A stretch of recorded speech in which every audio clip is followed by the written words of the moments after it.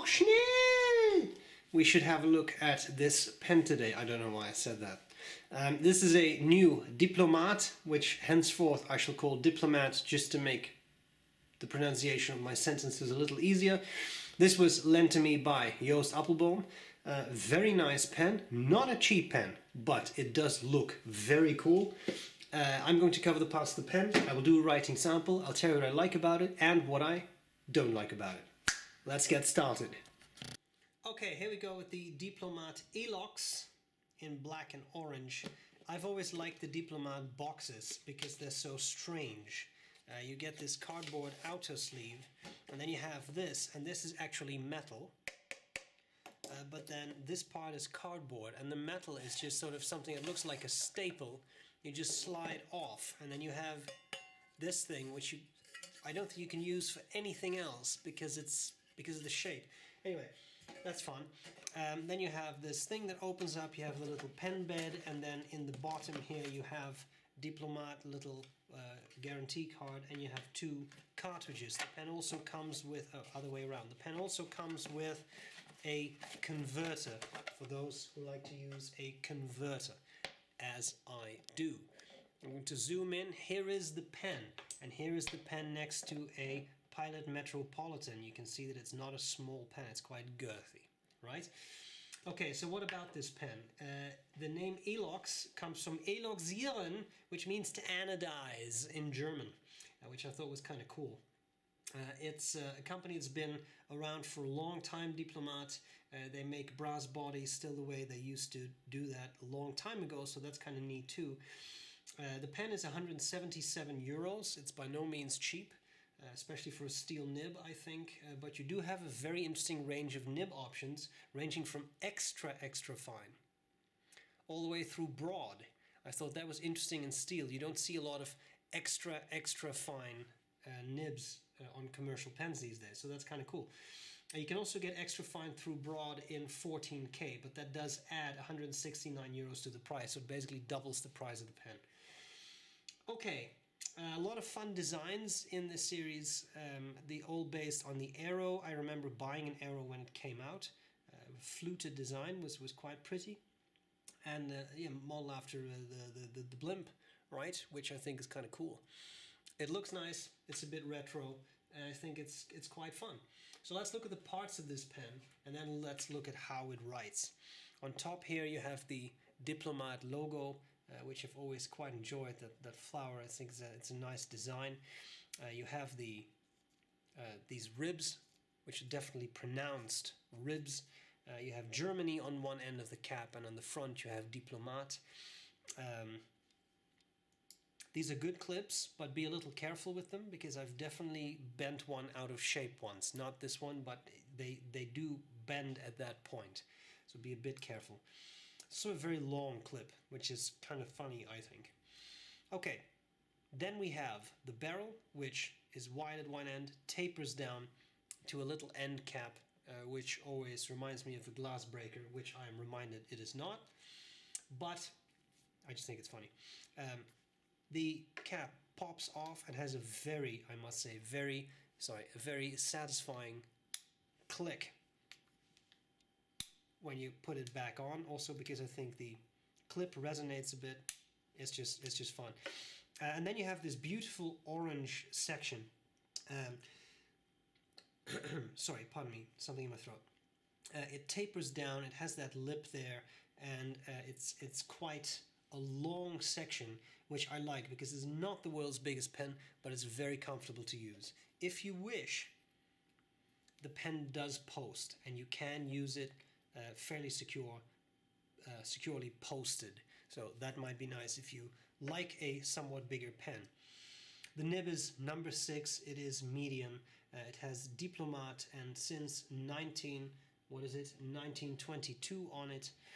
I should have known that, pen reviewer. And a nice plastic section, which are always, the Diplomat sections always struck me as being particularly flat, which is not a value judgment. I'm just saying it's interesting. I like that look a lot. And then you have the converter, which does actually have Diplomat on it. You may not be able to see it because the ink is blocking it, Screws in place well, all metal, should last a very long time.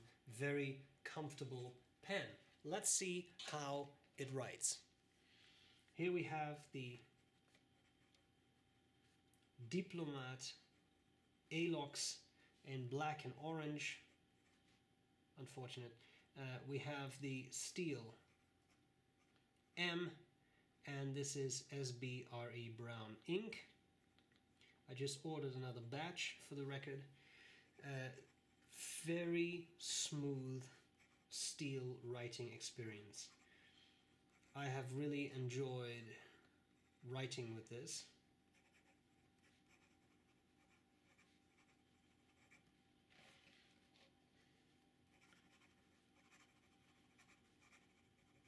And I don't remember ever having used a Diplomat nib that was not very pleasant to write with. They always, I find them very well tuned, very nice and smooth, just super nice.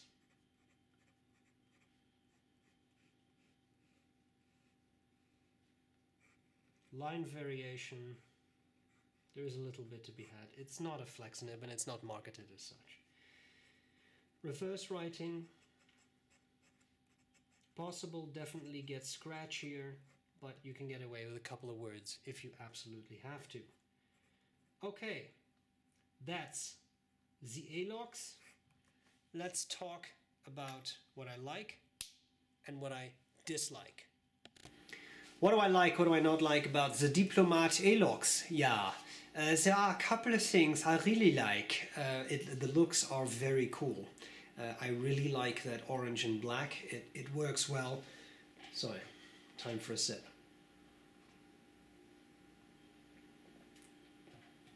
Ah, the joys of tea. It works well. I like the shape. The arrow is a fun shape. I think it's a fun shaped pen. It's also, I find, very comfortable. And although it's not the world's biggest pen, one thing that I have always really liked about the arrow is that the section is long. It's a long section. And that means that if you have bigger hands, there is a lot for you to hold on to. And as a result, the pen feels nice, balanced, comfortable, etc. That's all great, and I love that. I like the ribs. They are definitely fairly deep, so you really feel them. It's definitely ribbed, yeah. And so the design is really cool. I also think it looks cool. Like from a distance, it's a black pen, but the closer you get, the more you see those orange lines, and it's just a pop of color that's really nice. I like that pop, so that you can really have that.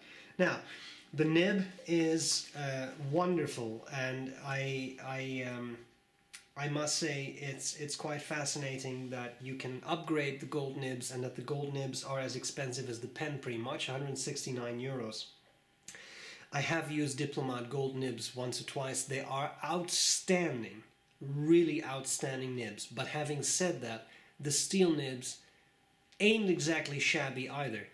I found the Diplomat nibs to be very consistent, very pleasant, always nice and smooth, like pleasant writing experience. And I just really appreciate those nibs for being that consistent. I like all that, but if you want the gold upgrade, if it's absolutely vital to you, the price of the pen doubles.